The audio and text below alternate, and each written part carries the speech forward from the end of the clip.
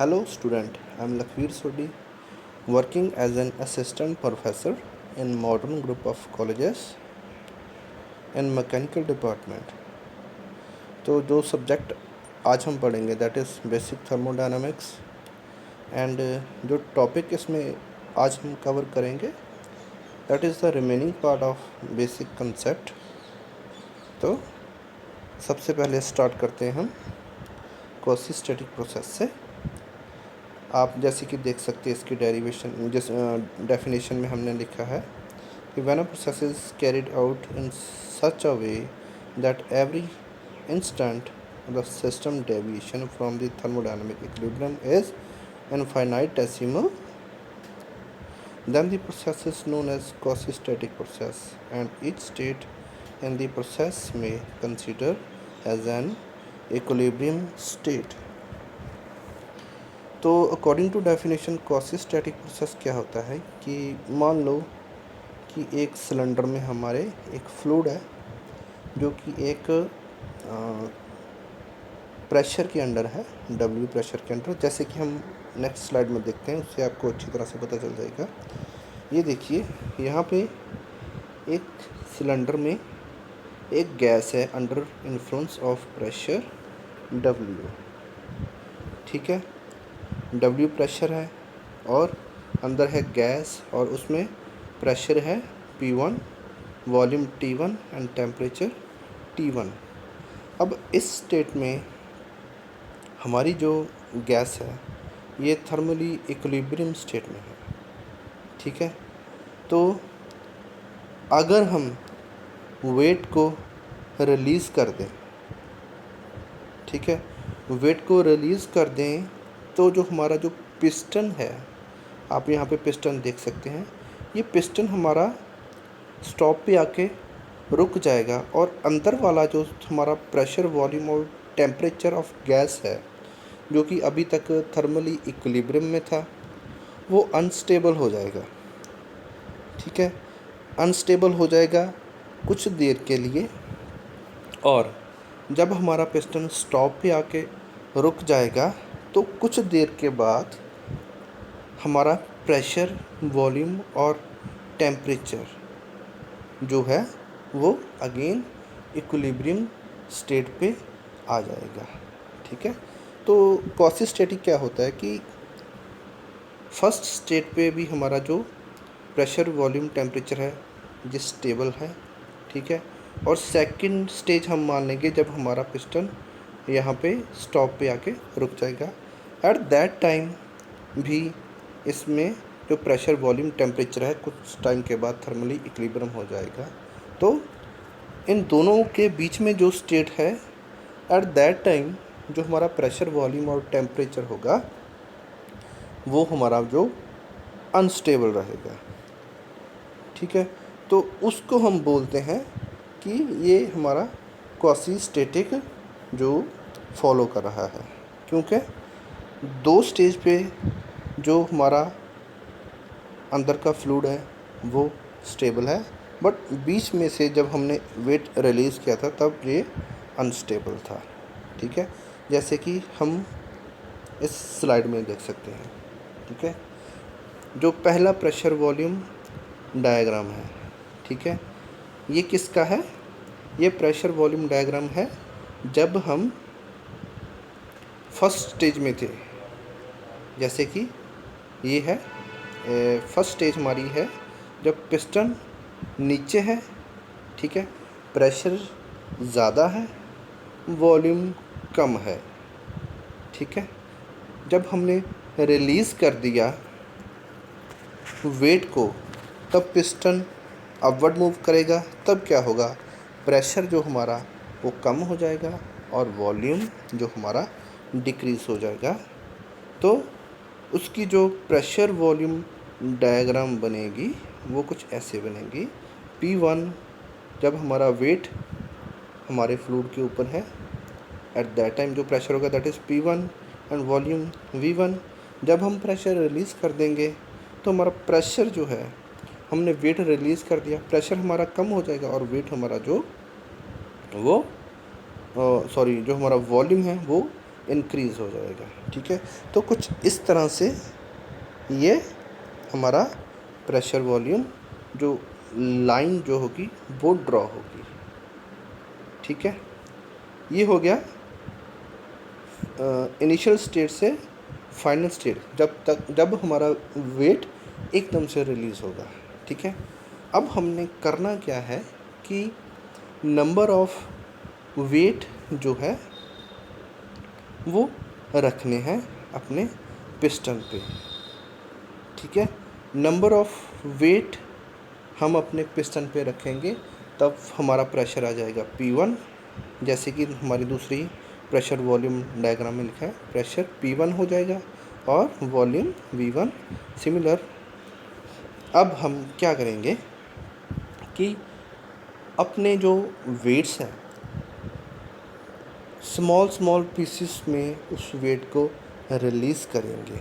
ठीक है, तो क्या होगा कि जो इक्विलिब्रियम स्टेट होगी वो हमारी जो लाइन है, प्रेशर वॉल्यूम जो लाइन है, इस पे स्मॉल सेगमेंट में हमारी जो इक्विलिब्रियम स्टेट शो हो जाएगी। ठीक है, इसका मतलब क्या है कि सबसे पहले हमारे पास वेट था P1 V1 पे जो है। ठीक है, उसके बाद थोड़ा हमने वेट रिलीज़ किया।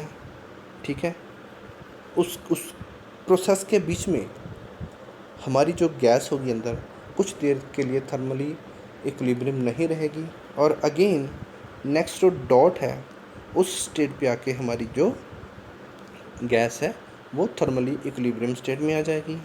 अगेन हम जैसे जैसे वेट उठाते जाएंगे तो ये डॉट वाली जो लाइन पे हमारे डॉट आए हैं ये स्टेट शो करेगी कि इस स्टेट पे हमारा जो गैस थी वो थर्मली इक्विलिब्रियम थी। तो इस स्टेट्स को हम बोलते हैं क्वासी स्टैटिक प्रोसेस, कि हमारी जो अंदर वाली गैस है वो सेगमेंट्स में वो थर्मली इक्विलिब्रियम स्टेट में आई थी। So this is your quasi static process. Next है हमारा एनर्जी एंड इट्स फॉर्म। तो जैसे कि आपको पता है कि एनर्जी होती क्या है, तो एनर्जी क्या होती है कि किसी भी चीज़ की जो मान लो किसी भी पर्सन की काम करने की जो क्षमता है, जो काम करने की कैपेबिलिटी है, उसको हम बोलते हैं उस चीज़ के अंदर की कैपेसिटी। जैसे कि हमारी डेफिनेशन में भी लिखा है, the energy is defined as the capacity to do work. ठीक है, मतलब मान लो एक आदमी जो है वो 10 किलो वेट उठा सकता है, एक आदमी जो है वो 20 किलो वेट उठा सकता है। तो हम बोलेंगे कि जो 20 किलो वेट उठा रहा है that person have much energy then the other one. ठीक है, तो जो काम करने की क्षमता है, जो काम करने की कैपेसिटी है, उसे हम बोलते हैं एनर्जी। ये दो टाइप की होती है, that is stored energy and transit energy. Stored energy क्या होती है, जो एनर्जी अपनी बाउंड्रीज में रहती है। ठीक है, जैसे कि पोटेंशियल एनर्जी, हम किसी चीज़ को फेंकते हैं, ठीक है, उसके अंदर पोटेंशियल एनर्जी आती है। वो एनर्जी जो होती है, वो पोटेंशियल एनर्जी वो विद इन द बाउंड्रीज ही रहती है।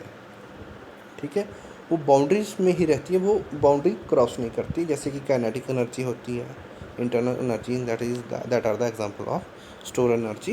मतलब जो एनर्जी अपनी बाउंड्री को क्रॉस नहीं करती उसे हम बोलते हैं स्टोर एनर्जी, और जो एनर्जी अपनी बाउंड्री को क्रॉस करती है उसे हम बोलते हैं ट्रांजिएंट एनर्जी। जैसे कि हीट है, वर्क है, ठीक है, इलेक्ट्रिकल एनर्जी है। ये जो एनर्जी होती है ये अपनी बाउंड्री को क्रॉस कर सकती है। ठीक है, this is the example of store energy. जैसे कि ऊपर आप देख सकते हैं कि एक हमारी गैस पे रखा हुआ है, एक बर्तन में हम वाटर को हीट कर रहे हैं, तो हीट जो है वो अपनी बाउंड्री को क्रॉस कर रही है। ठीक है, तो this is the energy transferred by heat. ठीक है, this is the energy transfer हो रहा है। ट्रांसफ़र कैसे होता है कि हीट की फॉर्म में एनर्जी हमारी रिलीज़ हो सकती है, एज वेल एज जैसे कि हम कोई काम कर रहे हों तो वो एनर्जी ट्रांसफ़र हो सकता है हमारा एज अ वर्क। ठीक है, तो नेक्स्ट है that is temperature and heat temperature और हीट क्या होता है?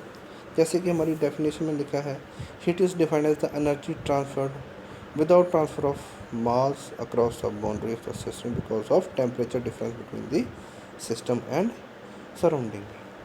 तो हीट क्या होती है? हीट होती है कि जब एनर्जी ट्रांसफ़र होती है, ओनली एनर्जी ट्रांसफ़र होती है, मास जो है वो ट्रांसफ़र नहीं होता एक बाउंड्री के बाहर। फॉर एग्ज़ाम्पल एक कप ऑफ टी है, कप ऑफ टी में जो कि हॉट कप ऑफ टी है, ठीक है, जो बाहर वाला टेम्परेचर जो है वो कम है, हमारी कप ऑफ कॉफ़ी का जो टेम्परेचर है वो ज़्यादा है, ठीक है। एट दैट टाइम वो थर्मली इक्विलिब्रियम नहीं है अपने सराउंडिंग के साथ, जो हमारा कप ऑफ टी है। तब एट दैट टाइम जो एनर्जी है वो ट्रांसफ़र होगी वो कॉफ़ी की बाउंड्री के बाहर, ठीक है। तो वो एनर्जी जो ट्रांसफ़र होगी that will be in the form of heat, ठीक है। तो नेक्स्ट है हमारा टेम्परेचर।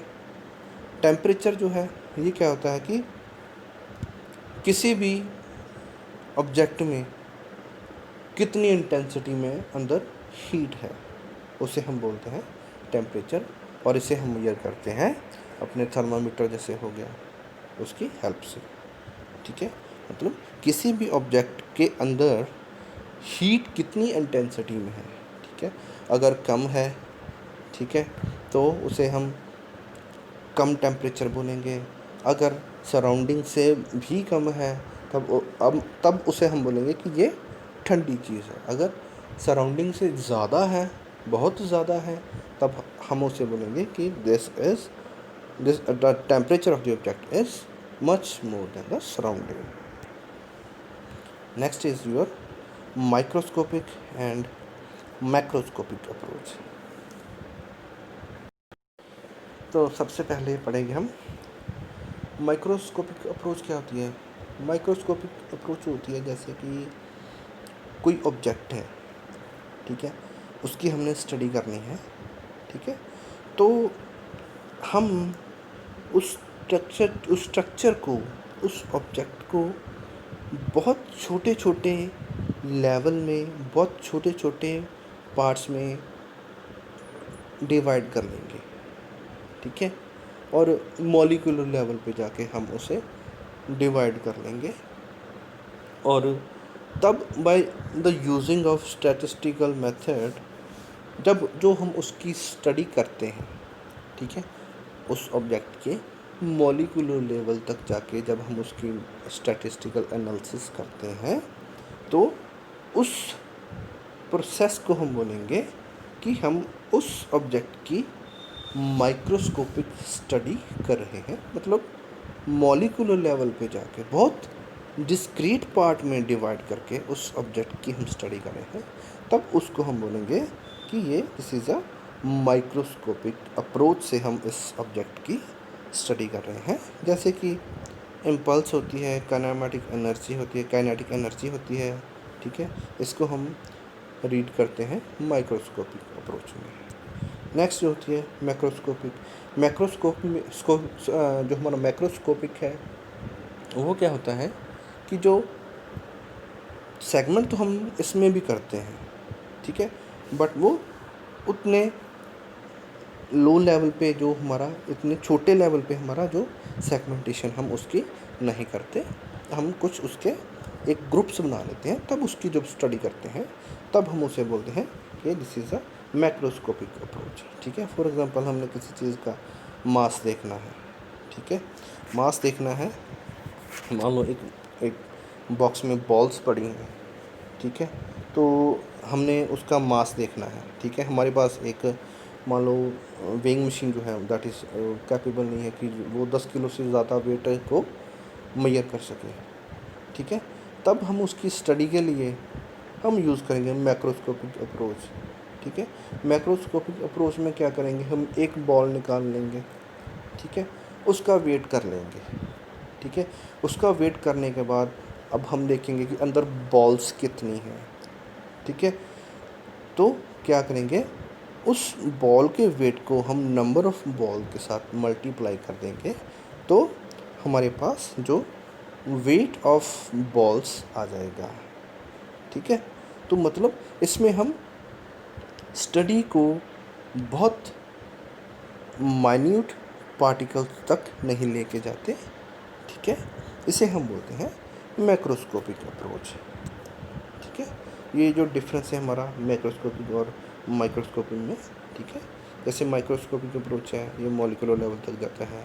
ठीक है, मैक्रोस्कोपिक जो है ये उतना ज़्यादा नहीं होता, इतना ज़्यादा हम डीपली छोटे छोटे पार्टिकल्स में अपने ऑब्जेक्ट को नहीं डिवाइड करते।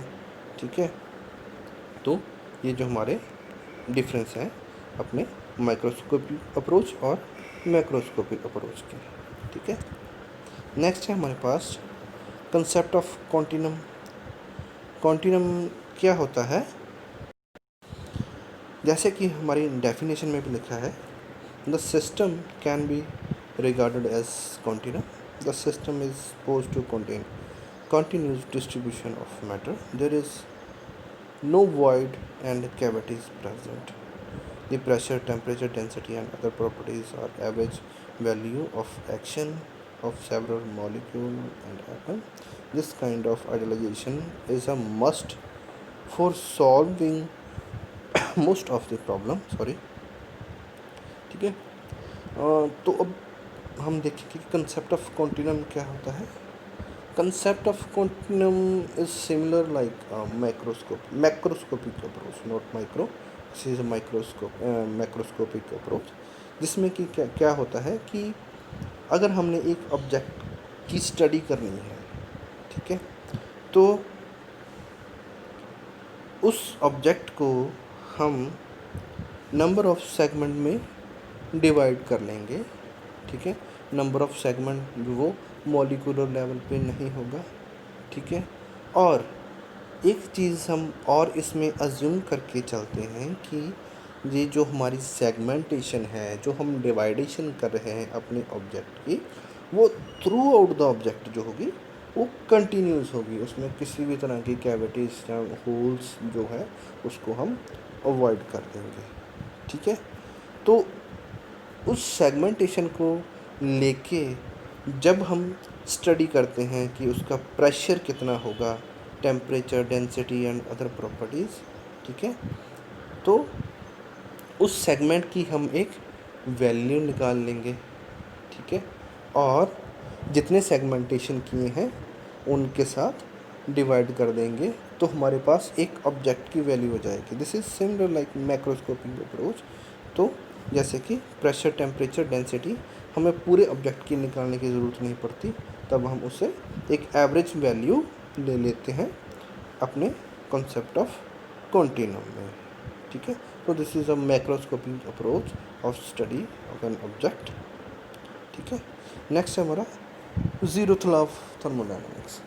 ज़ीरोथ लॉ जो है this is the most interesting topic.